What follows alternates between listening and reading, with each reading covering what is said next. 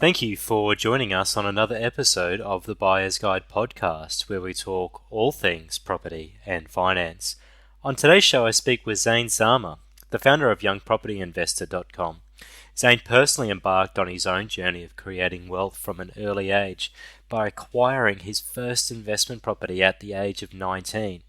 He's kicking some serious goals when it comes to his own personal property portfolio, but what he's particularly passionate about is educating us as the younger generation to help provide the right direction when it comes to property investment decisions.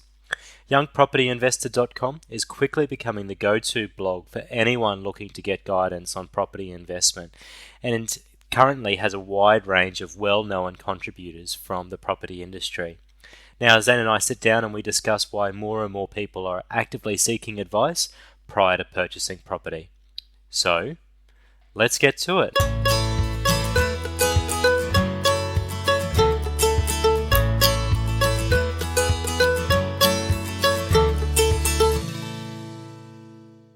Zain, hi. Thank you for joining us on the Buyer's Guide podcast. I'm really excited to actually have you on the show because we have talked extensively on previous occasions, and I wanted to bring you onto the show so you could tell our listeners a little bit about your own backgrounds and what you're doing in the property market. So thanks for joining us.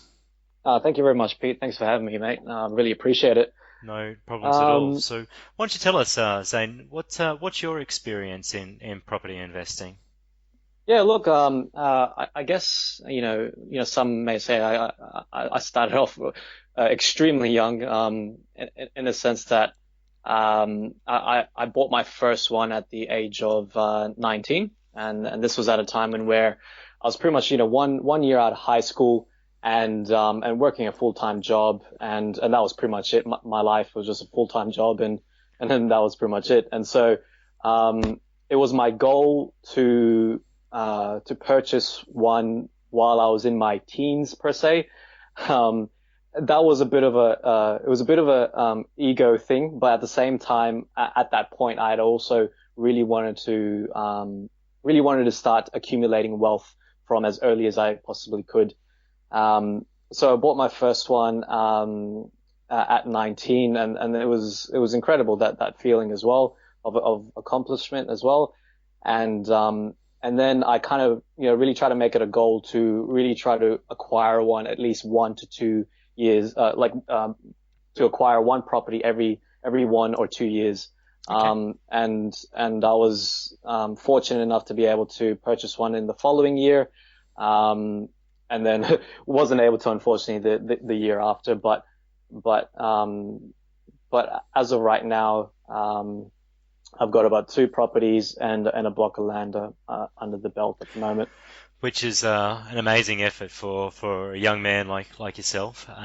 What's inspired this? What's motivated you, or how have you developed your own knowledge to cultivate a strategy of aggressively acquiring property, albeit it's on a 1 to 2 year basis, which is very good. Yeah. So, mate, yeah, no, that's a good question. I guess, my main motivator, first of all, was, I wanted to take care of my family. That was pretty much it. And the way to really go about that was to create wealth. And I kind of reverse engineered it.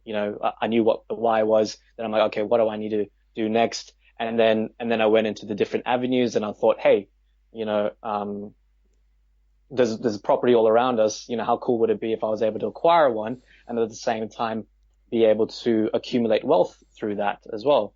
Um, and then in terms of, my own knowledge and everything like that, um, it was pretty much just going out there and doing what others weren't doing, right?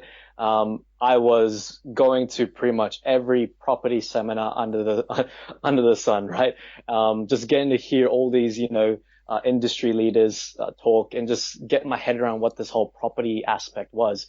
I used to go to pretty much every open house I could most weekends and just rock up there. And especially around the early stages, I would go there obviously not knowing what to do, but I just kind of walk in there and then pretend like I'm like, yeah, I'd see people knocking on that wall. I'd be like, yeah, I'll go knock on that wall as well. I'd see people looking quite intrigued about this particular area of the house. I'd go there and look particularly intrigued Yeah. about that house. And so, it was Fake a it bit till of you that. It was a make bit it. of yeah, that's it. That's Yeah. it, mate. That's it. And so, it was a bit of trial and error, and just putting myself out there, and going to banks, speaking to brokers, and just kind of going, hey, you know, am I able to like what is my pre-approval limit at the moment? Just so I know. And they'll come back to me with a particular figure that would absolutely blow me away. I'm like, holy, wow, I can actually borrow that much right now. Like that's incredible. And so it was pretty much that, that was my learning curve. Like I just went out there and just put myself out there in all the different ways, and I just soaked it all up. And then I knew at some point I just had to kind of take the plunge. So you were very proactive in your pursuit for your own knowledge development, which is awesome, and I certainly encourage everyone to do so. Um, Once you had that practical know-how and I guess to continue to develop that own expertise, is that what brought on the need to produce the blog that you have, youngpropertyinvestors.com? Yeah, look, it's quite interesting how that really all came about. After I, acquired the first property, everyone was coming to me, asking like, how did you do it? Because everyone was in the same boat as me, full-time job or somewhere around that, and and they were all just asking, like, how'd you do it? And how'd you learn all this stuff and all that type of stuff?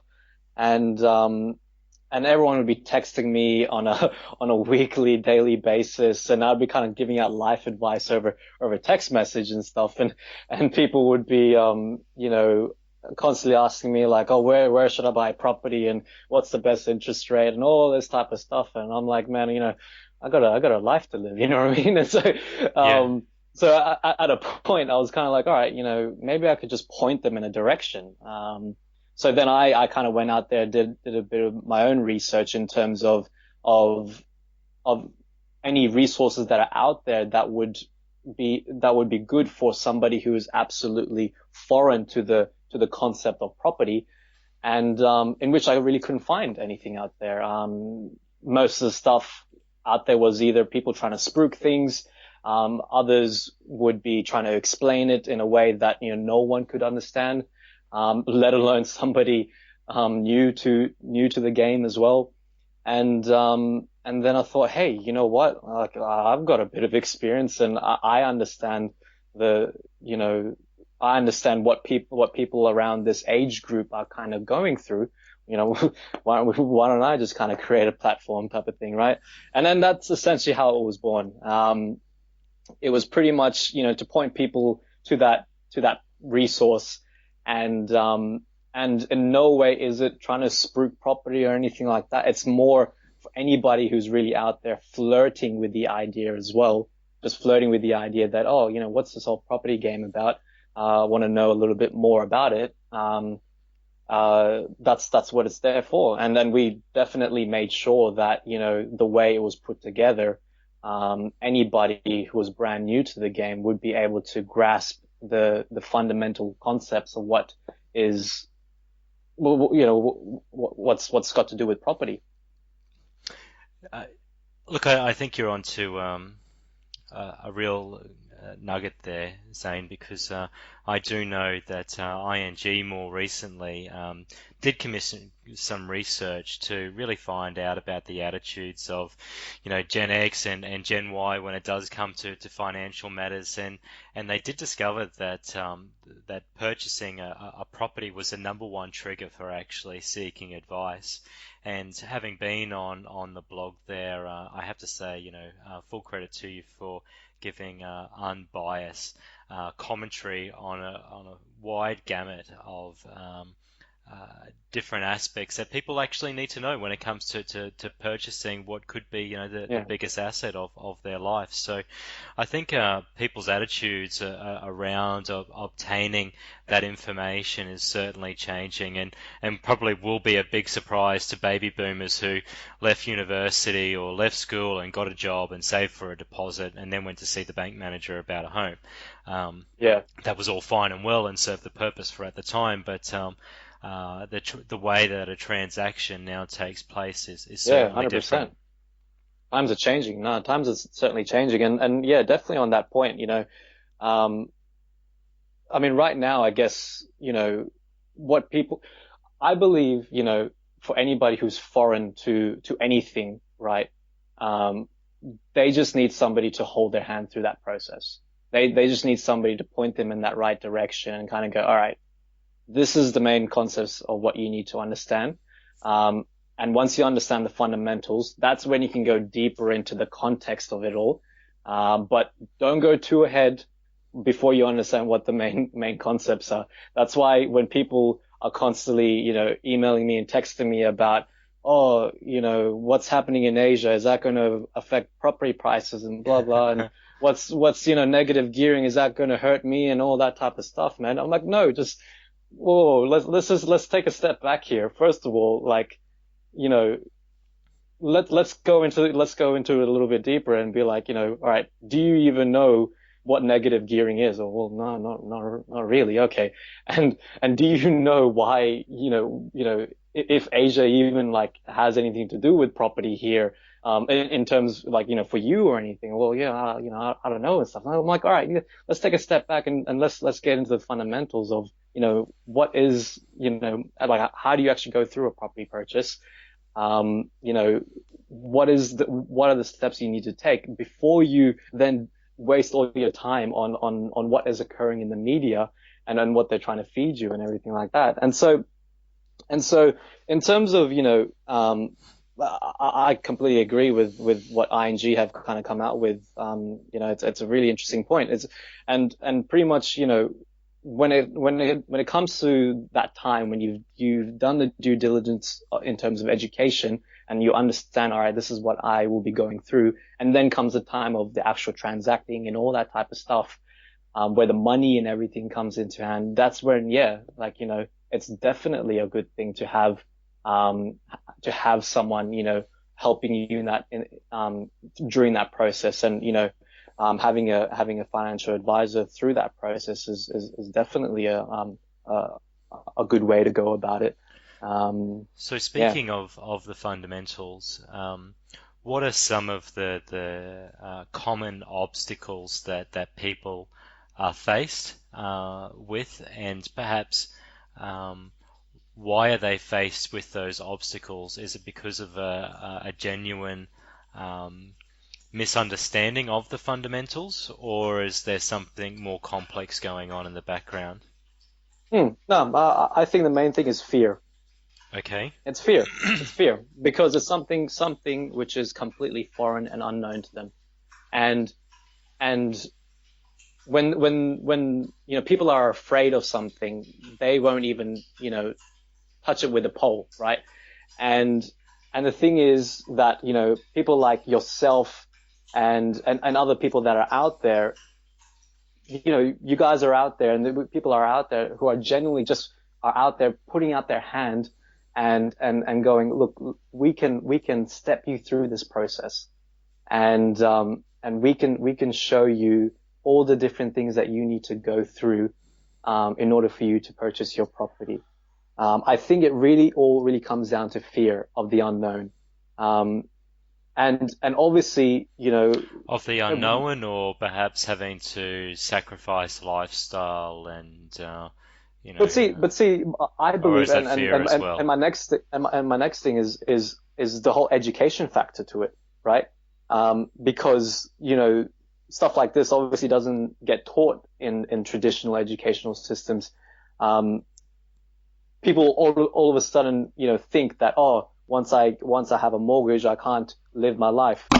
I've got like two mortgages and I'm not earning big bucks, I'll tell you that. Mm. And I'm still going on trips. I'm still, I'm still going out, every second or every third or fourth weekend or something like that, and enjoying my life. And I'm able to balance that out. But it's just that preconceived idea because of fear and education that, once I go into this deep end, I can't get out and I'll be stuck and there's all this debt and blah, blah, blah, blah. No, I mean, again, it goes back to the fundamentals that, if you educate yourself that, okay, this is the process. And after I do acquire something, this is how my finances are going to look like. And if I prepare for that, then I'll be able to still live my life the way that I want to. Obviously, I'm not being unrealistic here. You're going to have to make some sacrifices, but if you are in the game to create wealth, or if you are in the game to, to purchase a property for whatever reason it may be, well, be prepared to sacrifice for some stuff. It is what it is. That's good. Do you think I'll use the word disruptors that Yeah. are appearing in the marketplace? Do you Yeah. think that in the next 3 or 5 years or so that they will have a significant impact on the property market? And by disruptors, I'm speaking specifically about crowdfunding in property or alternate investment vehicles that are now emerging that are allowing more individuals to get exposed to property in mass. Um, Yeah. Yeah, no, it's a really good point to make. I mean, look, I believe that, number one, I'm extremely excited for the next, 5 to 10 years to see what happens in this industry, let alone in other industries as well. Um, in terms of, investing in property and different ways of kind of going about that, look, there'll certainly be, we're slowly starting to see this emerging crowdfunding, hype that we're starting, and what people have to understand with that, with most of the crowdfunding platforms, from my understanding, is that you don't own the tangible asset. You might own a particular trust that owns the property, but you don't necessarily own the tangible asset itself. It's just an easier way to get into the whole property market at a very low cost. That's what, people have to kind of look a little bit deeper into those other alternative investments. What I'm more excited for, I guess, is these emerging, again, I don't really like using the word disruptors either, but whatever we have to use it. These other emerging disruptors as well that are popping up, who are disrupting the process of acquiring a property. Making dealing with your conveyance or your broker or your real estate a lot more easier, or the whole aspect of, virtual reality coming into this space as well, where, you could be sitting at home and doing your open homes and pretending to knock on doors and stuff like that. Um, that's what's really intriguing me. And, but in terms of, different, investments out there, I'm still waiting for something to really catch my eye. Um, I'm still looking to see where this whole crowdfunding thing goes. I'm not disregarding in any way. I still feel that there's a lot more potential. Um, I, I'm still just not entirely convinced about it. In my opinion. sure. Like you, I guess I'm going to sit on the fence for the time being. In relation to that, I think that the prospect of purchasing property via the crowd is definitely exciting. However, the legislation does need to change to allow retail investors into the market, and when that happens, I think it's going to be a sector that explodes. Um, Yeah, so that'll be really interesting to see the cascading effect that actually has. yeah, Um, 100%. just in terms of how people interact with their property, and their decision to perhaps maintain a lifestyle and be, rentvestors where they are renting Yeah. perpetually, but maintain an active investment strategy within property. But like you, I do like other emerging platforms that are coming into the market, like Hashching or Loan Dolphin, which allows people to um, reverse bid their auction on Right. their mortgage. So that's a good way of people to have mortgage brokers and banks bid to win your business. And Right. you mentioned conveyancing. One crowd has emerged called Before You Bid as well, where you can access building and pest inspection or strata reports on individual properties that may have already had a recent report actually done. So, Yeah. Right. There you go. which is excellent for an auction, for example, as instead of half a dozen people needing to get their own individual reports, one Yep. report is done and it's provided on that online platform on a share community basis. So Yeah. Yeah. it's interesting to see what will emerge, and if virtual reality Yeah. comes Hundred into percent. place, we can be armchair investors and not have to leave Yeah. home. There you go. There you go. That's good. Yeah. Well, Zane, thank you very much for joining us. And for individuals that haven't yet checked it out, I highly do recommend checking out Zane's blog. It's very popular and very successful. It's youngpropertyinvestor.com. Is there anything specific that would be worthwhile mentioning on there to give a helping hand to individuals, particularly around those fundamental aspects that we touched upon, Zane? Yeah. Look, I think, for anyone listening, who is flirting with the idea of property, um, really just go out there and go make those dumb mistakes before, like, in terms of, going out there and talking to a broker, going out there and going to an open home, you Be know, inquisitive. yeah, and just continue to ask questions and and and through that process, um, I kid you not, your own knowledge on it will grow extremely through that process, and then once you've learned that, then you know delve into the actual nitty gritty of going out there and actually acquiring that property and starting that journey. Fantastic. Well, thanks again, Zane. It's been great to have No, you on the thank you, show, Peter. Appreciate this, mate. and look forward to having you on future podcasts.